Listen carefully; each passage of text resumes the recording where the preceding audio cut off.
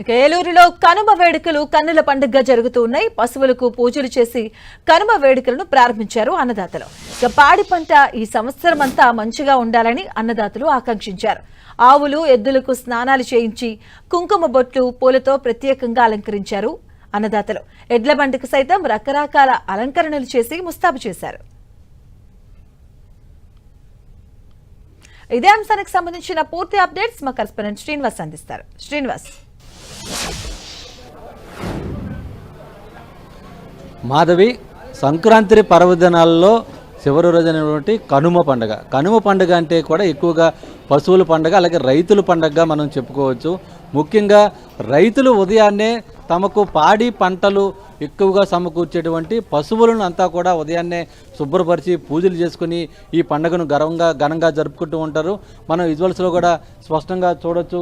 పశు సంపదతోనే మొత్తం అంతా కూడా దేశ సంపద అంతా కూడా ఆధారపడి ఉంటుంది. అంటే ఉదయం అంటే పశువులు పంటల పండడం దగ్గర నుంచి దుక్కు దున్నడం దగ్గర నుంచి కూడా రైతులకి మేలు చేస్తూ ఆ ధాన్యాన్ని దుక్కు దున్ని పంట పండించి ఆ తర్వాత ఆ ధాన్యాన్ని ఇంటికి చేకూర్చే వరకు కూడా పశువులు ప్రధాన పాత్ర పోషిస్తూ ఉంటాయి.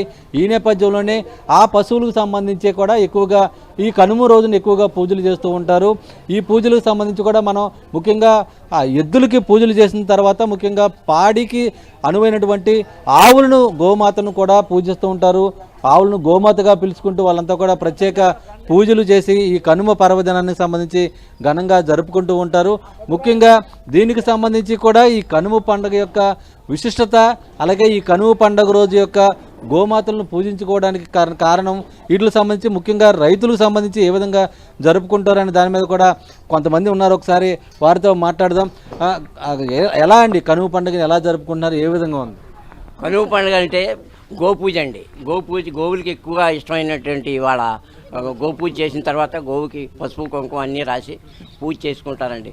మన ఇంట్లో సంపద పెరగాలన్నా ఏం చేయాలన్నా సకల దేవతలు గోవులు ఉంటారు కనుక గోపూజ వాళ్ళు ముఖ్యం అండి.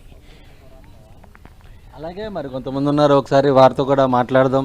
ఎలా అండి మొత్తం ఉదయం నుంచి కూడా పూజలు చేస్తున్నారు, మొత్తం అంతా కూడా ఏమనిపిస్తుందమ్మా నీకు? అంటే మీకు తెలుసా గోపూజ ఎందుకు చేస్తారో, ఎలా ఏంటి కనుమ పండుగ సంబంధించి? గోవులు మూగ జీవులు కదండి, అది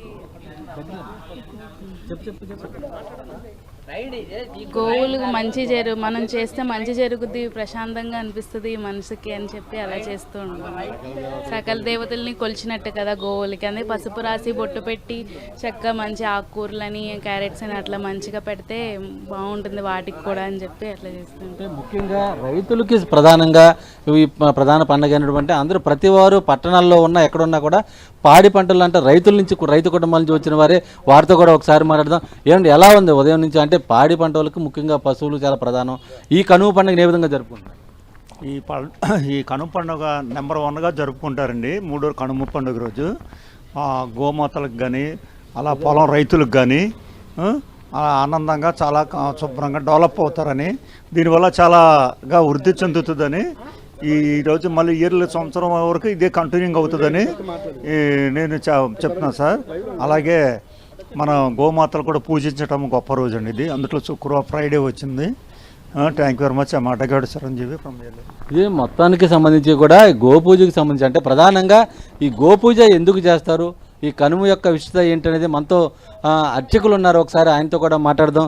ఏ విధంగా నిర్వహించుకున్నాం ఏంటనేది కూడా మాట్లాడదాం. ఒకసారి ఏంటి కనుమ పండుగ విశిష్టత, గోపూజ యొక్క ప్రాధాన్యత, మనం ఎందుకు చేసుకోవాలి, ఏ విధంగా? జై శ్రీమన్నారాయణ అండి. ఏలూరు నగర ప్రజలకు ముందుగా సంక్రాంతి, భోగి, కనుమ శుభాకాంక్షలు తెలియపరుచుకుంటూ, తర్వాత మనకి కనుమ రోజు ఇవాళ ఏమిటంటే అండి పశువులు యొక్క పండుగ అని చెప్తారు. ఎందుకంటే వ్యవసాయ ఆధారితమైనటువంటి మనం పశువులతోనే చేస్తూ ఉంటాం. అంటే ఇప్పుడు యాంత్రికంగా ట్రాక్టర్లు అవి పెట్టి చేస్తున్నాం, కానీ ఒకప్పుడైతే నాగలితో పశువులతోనే దున్నించి ఆ పదార్థాలను మనం అందరం స్వీకరించేవాళ్ళం. అందుచేత వారు అప్పటి నుంచి కూడా కనుమ అంటే పశువుల పండుగ. పశువుల్ని శుభ్రంగా వారిని ఆ రోజు శుభ్రం కడిగేసి శుభ్రం చేసి వాటిని యొక్క గోవుల్ని లక్ష్మీ స్వరూపంగా, గోమాత అంటే మనం మాత అని పిలుచుకుంటాం, అందుకని లక్ష్మీ స్వరూపంగా మనం గోమాతను లక్ష్మీ స్వరూపంగా భావిస్తాం కాబట్టి అమ్మ, గోమాత అమ్మ అంటూ ఉంటాం కాబట్టి అందుకనే ముందు కనుమ పండుగ అంటే అమ్మవారిని ఆరాధన చేసుకుని పూజ చేసుకుని తర్వాత గోవు యొక్క వృషభం అంటే కనుక మనకి వృషభంతోనే భూమిని దున్ని మనం యొక్క ధాన్యాన్ని పండించుకొని మనం స్వీకరిస్తూ ఉంటాం కాబట్టి కనుమ పండుగ అంతా కూడా పశువుల యొక్క పండుగ మాత్రమే. అందుచేత వాటికి విశేషించి అలంకరణ చేసుకుంటూ ఉంటారు, గంగిరెద్దులు అలంకరణ చేసుకుంటూ ఉంటారు. అంతేకాకుండా విశేషంగా వాటికి ఆభరణాలని అవనేవి కొన్ని చాలా విశేషంగా చేసుకుంటూ ఉంటారండి. అందుచేత కనుమ అనేది పశువుల యొక్క పండుగ ముఖ్యంగా. అందుచేత మన ఏలూరు నగర ప్రజలందరికీ కూడా కనుమ శుభాకాంక్షలు తెలియపరుచుకుంటూ ఇది మొత్తానికి సంబంధించి కూడా మనం ప్రతి ఒక్కరు అంటే కనుమ రోజుల్లో సంబంధించి ప్రత్యేకంగా ఈ పూజలు చేయటం అంతా ఆ పశువులను అందంగా అలంకరించి ఈ విధంగా పూజలు చేసుకోవడం అంతా కూడా మనం చూడొచ్చు. ముఖ్యంగా రైతు కుటుంబాల నుంచి వచ్చిన వారంతా కూడా ముఖ్యంగా ఈ పశువులకు పూజలు చేసి వాటిని అందంగా అలంకరించుకొని తాము భవిష్యత్తులో కూడా ఎటువంటి ఇబ్బందులు లేకోకుండా ఉండే విధంగా ఈ పశు సంపద అంతా తమను కాపాడనే విధంగా కూడా మొత్తం అంతా పూర్తి స్థాయిలో జరుపుకుంటూ ఉంటారు. ముఖ్యంగా ఉమ్మడి పశ్చిమ గోదావరి జిల్లా వ్యాప్తంగా కూడా పెద్ద ఎత్తున ఈ కనుమ పండుగను జరుపుకుంటున్నారు. మాధవి. Thank you Srinivas.